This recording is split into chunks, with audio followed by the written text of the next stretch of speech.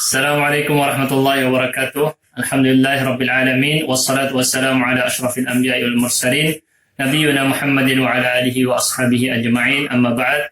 Alhamdulillah, kesempatan kali ini kita bisa menjelajahi kembali dan mengangkat kembali khazanah peradaban Islam yang mungkin banyak tidak diketahui oleh orang, yaitu tentang pengobatan Nabi. Akan tetapi pengobatan ini akan kita angkat dari kitab yang berjudul At-Tibbun Nabawi atau kedokteran Nabi atau metode pengobatan Nabi SAW yang sering dinisbatkan kepada Al-Hafidh Adz-Dzahabi rahimahullahu ta'ala. Nah, apakah benar kitab ini adalah karangan beliau? Itu yang akan kita bahas juga. Sebelum itu kita akan menjelajahi sedikit atau mempelajari sedikit tema Tibbun Nabawi ini sebenarnya telah dibahas oleh banyak para ulama di masa lalu. Telah dimulai sejak pada abad ke-8 Masehi oleh Jabir bin Hayyan. Beliau adalah ahli kimia yang terkenal sebagai peletak fondasi ilmu kimia modern yang dikenal dengan Geber. Beliau mengarang kitab Risalah Tibbun Nabawi, akan tetapi sebagian orang menyangkal ini dan menyatakan bahwa ini tidak ada rujukannya. Memang kitab ini tidak ditemui kemudian peninggalannya. Selanjutnya adalah kitab yang dikarang oleh Ali bin Musa Ar-Ridha yang ditulis kepada Khalifah Al-Ma'mun pada abad ke-9 Masehi. Kitab ini berjudul Ar-Risalah Adz-Dzahabiyah.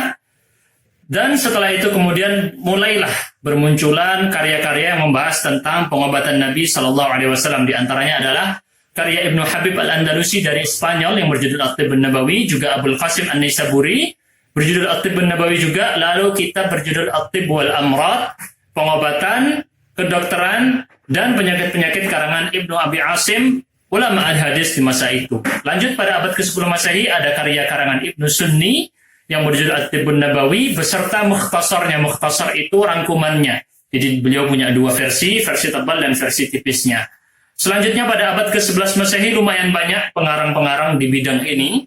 Di antaranya yang paling terkenal adalah Al-Hafidh Abu Nu'aim Al-Asfahani yang sekarang dicetak menjadi 2 jilid besar dalam kitab At-Tibbun Nabawi karya beliau. Lalu rekan beliau di bidang ahli hadis juga Al-Mustaghfiri mengarang kitab ini juga. Selain itu juga murid dari Abu Nu'aim sendiri Al-Khatib Al-Baghdadi mengarang risalah kecil yang berjudul At-Tibbun Nabawi. Juga ada ulama lain yang bernama Al-Humaydi mengarang di bidang yang sama. Lanjut pada abad ke-12 Masehi, ada 2 ulama terkenal, Abdul Khaliq Al-Ishbili dari kota Sevilla atau Sevilla di Spanyol, dan Ibnul Jauzi. Siapa juga yang tidak kenal dengan Ibnul Jauzi? Dengan karya-karyanya yang sangat banyak, termasuk penulis paling produktif di masa itu. Di antaranya yang paling terkenal adalah Talbis Iblis, sering dicetak di Indonesia. Beliau menulis juga tentang Tibbun Nabawi yang berjudul At-Tibbur Ruhani atau kedokteran jiwa. Lanjut kepada abad ke-13 Masehi, seorang dokter terkenal besar di Baghdad yang bernama Al-Muwaffaq Abdul Latif Al-Baghdadi menulis 40 hadis berkaitan tentang kedokteran Nabi yang diambil dari Sunan Ibnu Majah. Beliau ini dokter yang terkenal dan banyak menyuarakan suara-suara kritik beliau kepada kedokteran Ibnu Sina. Beliau juga mensyarah, diriwayatkan ada syarahnya juga, dan muridnya Al-Barzali juga menulis tentang penjelasan 40 hadis atau arba'in dalam Tibb Nabawi ini. Lanjut pada murid Ibnul Jauzi juga mengarang di abad ke-13 Masehi yang bernama Diyauddin Al-Maqdisi. Juga ada At-Tifashi yang meringkas kitab Tibb Nabawi karya Al-Hafidh Abu Nu'aim dalam kitabnya Asy-Syifa. Kita lanjut pada abad ke-14 Masehi, ada Ali bin Tarkhan Al-Hamawi. Beliau mengarang kitab yang berjudul Al-Ahkam An-Nabawiyah fi As-Sina'at Tibbiyah, hukum-hukum hadis Nabi yang berkaitan dengan ilmu kedokteran. Ada juga Badruddin Ibnu Jama'ah yang mengarang dengan pembahasan yang sama. Lalu kitab yang akan kita bahas kali ini insyaallah dalam sekian puluh episode selanjutnya, yaitu At-Tibbun Nabawi karya Adz-Dzahabi. Akan tetapi apakah kitab ini benar karangan Adz-Dzahabi atau bukan, nanti kita akan bahas. Selanjutnya At-Tibbun Nabawi yang dikarang oleh Ibnu Qayyim Al-Jauziyah, dan ini adalah kitab yang paling terkenal dalam bidang ini di masa kita sekarang. Banyak dicetak terutama di Indonesia dalam banyak versi terjemahannya. Walaupun sebenarnya kitab ini bukanlah kitab yang terpisah, akan tetapi adalah salah satu pembahasan dari dalam buku beliau yang tebal berjilid-jilid yang berjudul Zadul Ma'ad. Jadi ini sebenarnya awalnya bukan kitab yang terpisah, akan tetapi hanyalah salah satu bab dari buku beliau yang berjudul Zadul Ma'ad.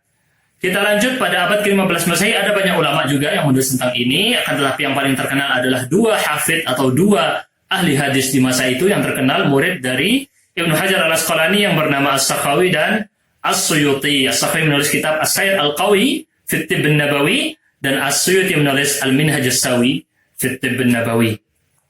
Ada banyak sekali, total dari abad ke-8 Masehi sampai abad ke-21 Masehi sekarang ada sekitar 39 kitab yang bisa kita temukan. Insya Allah nanti saya akan lampirkan atau saya sebutkan semuanya dalam terjemahan kita tentang kitab At-Tibb an-Nabawi yang sering disebutkan kepada Adz-Dzahabi rahimahullah. Selanjutnya pembahasan yang kita bahas adalah apakah karya Tibb an-Nabawi ini karangan dari Adz-Dzahabi rahimahullah sebagaimana yang terkenal atau bukan. Nah, di sini ada penelitian yang menarik dari Dr. Abdul Hakim Al-Anis. Beliau daripada ulama yang meneliti atau sibuk dalam penelitian manuskrip dari negara Suriah. Beliau menjelaskan dalam kisahnya meneliti kitab At-Tibb fil Kitab was Sunnah karya Al-Muwaffaq Abdul Latif Al-Baghdadi yang hidup sekitar 100-an atau 200 tahun sebelum Adz-Dzahabi itu sendiri. Ternyata kitab ini, kata beliau, bukan milik Abdul Latif Al-Baghdadi. Di antara buktinya adalah banyak nukilan disebutkan dari ulama yang hidup setelahnya, seperti An-Nawawi dan Ibnu Taimiyah. Diketahui bahwa An-Nawawi dan Ibnu Taimiyah hidup jauh atau setelah dari Abdul Latif Al-Baghdadi. Selanjutnya, kitab ini juga tidak disebutkan dalam penyebutan biografi beliau dalam kitab-kitab biografi, yakni dari biografi Abdul Latif Al-Baghdadi. Oleh karenanya beliau kemudian meragukan apakah ini benar kitabnya Abdul Latif Al-Baghdadi.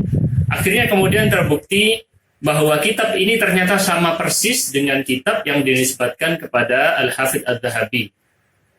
Jadi dari huruf A sampai Z-nya itu sama. Dari huruf alif sampai ya-nya itu sama. Kitab At-Tibb fil Kitab was Sunnah karya Abdul Latif Al-Baghdadi dengan kitab At-Tibb an-Nabawi karya Adz-Dzahabi. Dari sini kemudian beliau mulai meneliti jangan-jangan ini juga salah penisbatan kepada Adz-Dzahabi. Akhirnya beliau memberi kesimpulan setelah melakukan penelitian ini bahwasanya kitab At-Tibb an-Nabawi bukan karya Adz-Dzahabi dengan banyak bukti. Di antaranya pertama, beliau menemukan dua manuskrip dari kitab ini di Mesir dan Turki yang ditulis di atas di atas kertas manuskrip ini. Nama pengarangnya Daud ibn Abi Faraj al-Hambali ad-Dimashqi. Sedangkan di manuskrip-manuskrip lain, kitab yang isinya adalah At-Tibb an-Nabawi yang disandarkan kepada Adz-Dzahabi ini banyak dinisbatkan kepada nama-nama ulama lain. Ada yang dinisbatkan kepada Ibnul Jauzi, ada yang dinisbatkan kepada Ibnul Qayyim, ada yang dinisbatkan kepada As-Suyuti, dan ada yang dinisbatkan kepada Adz-Dzahabi. Adapun dua manuskrip ini menunjukkan bahwa pengarangnya justru Daud bin Abil Faraj al-Hambali ad-Dimashqi. Nah, ini juga dibuktikan dengan tulisan dalam katalog kitab yang berjudul Asmaul Kutub, nama-nama kitab yang ditulis oleh Abdul Latif bin Muhammad Riyadizadah, wafat pada tahun 1078 Hijriah. Beliau menisbatkan kitab At-Tibb an-Nabawi kepada Daud al-Hambali. Ini juga sesuai dalam bukti yang ketiga dalam biografi yang disebutkan oleh ulama dari mazhab Hambali, Ibnu al-Mubarrad al-Hambali rahimahullah, wafat pada tahun 909 Hijriah. Beliau menyebutkan bahwasanya Daud al-Hambali memiliki atau mengarang kitab yang berjudul At-Tibb an-Nabawi.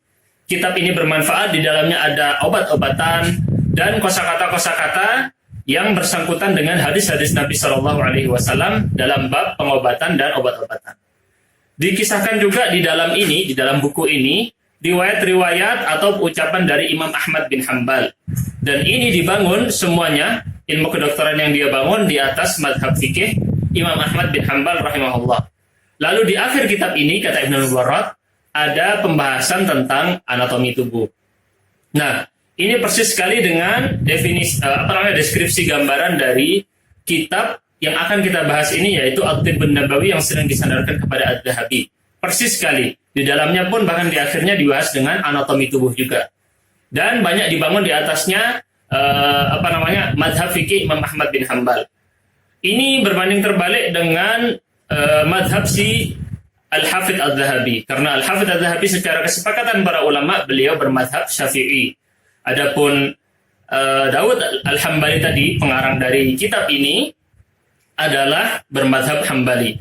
Dan nanti kita akan lihat di dalam penjelasan kitab ini di episode-episode berikutnya akan ada banyak riwayat yang dinukil dari Imam Ahmad bin Hambal. Oleh karenanya ini semakin menguatkan bahwa kitab ini adalah karya dari Daud Al-Hambali.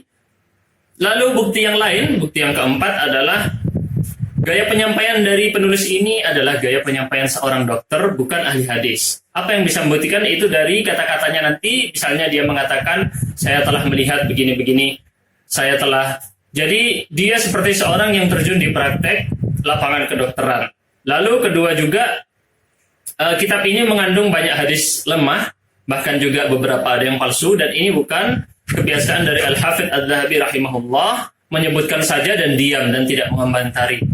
Sedangkan di antara hadis-hadis yang disebutkan di sini, hadis-hadis lemah dan palsu ini telah beliau sebutkan kelemahannya dan kepalsuannya atau mungkarnya atau batilnya di dalam kitab beliau Mizan Al-I'tidal. Mizan Al-I'tidal adalah kitab beliau yang membahas tentang biografi-biografi para periwayat hadis. Lalu dari sinilah kemudian kita bisa menyimpulkan bahwa kitab ini bukan karya Adz-Dzahabi rahimahullah. Terima kasih kepada Dr. Abdul Hakim Al-Anis atas faedah yang sangat berharga ini dan banyak disebutkan. Ini bisa dicek di website Syabakat Al-Alukah, www.alukah.com, pembahasan tentang ini dengan lebih rinci. Selanjutnya tentang nama kitab ini ada dua versi, ada yang menyebutnya At-Tib An-Nabawi, ada yang menyebutnya At-Tib Minal Kitab Was Sunnah, kedokteran yang bersumber dari Al-Quran dan Sunnah. Walaupun nanti dalam pembahasannya banyak juga dibangun di atas teori-teori kedokteran klasik dan praktek-praktek yang dilakukan oleh beliau rahimahullah. Selanjutnya yang kita bahas adalah biografi dari Daud Al-Hambali, pengarang dari kitab ini. Nama beliau adalah Daud bin Abil Faraj bin Abil Husain bin Amran Ad-Damanhuri yang berasal dari kota Damanhur di Mesir, Ad-Dimashqi yang kemudian tinggal di Damaskus, Syria. Nah, beliau digelari juga sebagai Jamaluddin, digelari sebagai Asy-Syaikh Al-Alim At-Tabib. At-Tabib adalah tabib atau dokter. Beliau lahir dalam dua versi, tahun 664 Hijriah atau ada yang menyebutkan 673 Hijriah. Nah, beliau di awal mulanya beragama Kristen atau Nasrani, kemudian masuk Islam melalui tangan Syekhul Islam Ibnu Taimiyah yang hidup pada zamannya, yakni pada tahun tepatnya beliau masuk Islam tahun 701 Hijriah. Lalu beliau setelah masuk Islam mulai menghafal Quran dan tuntas menghafalkan Quran. Belajar fikih, sibuk dengan beribadah, meriwayatkan beberapa riwayat juga dari sebagian ulama. Beliau juga menyalin kitab Sahih Bukhari dan mutqin dalam penyalinan Sahih Bukhari. Beliau juga menyalin beberapa buku dan mewakafkannya untuk umat Islam. Beliau juga diberi kemampuan untuk mengobati orang lain. Tidak banyak yang menulis biografi tentang beliau. Di antara karya yang beliau tulis adalah At-Tib An-Nabawi tadi dan Al-Jam' Baina As-Sahihain, penggabungan antara dua kitab Sahih Bukhari dan Sahih Muslim. Dan disebutkan ada kitab-kitab beliau yang lain tapi tidak disebutkan judul-judulnya.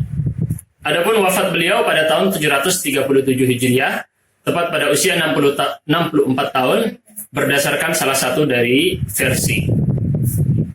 Alhamdulillah dengan ini kita telah tuntas membahasnya. Kita tutup pembahasan kali ini dengan kafaratul majlis. Subhanakallahumma bihamdika asyhadu an la ilaha illa anta astaghfiruka wa atubu ilaik. Wassalamualaikum warahmatullahi wabarakatuh.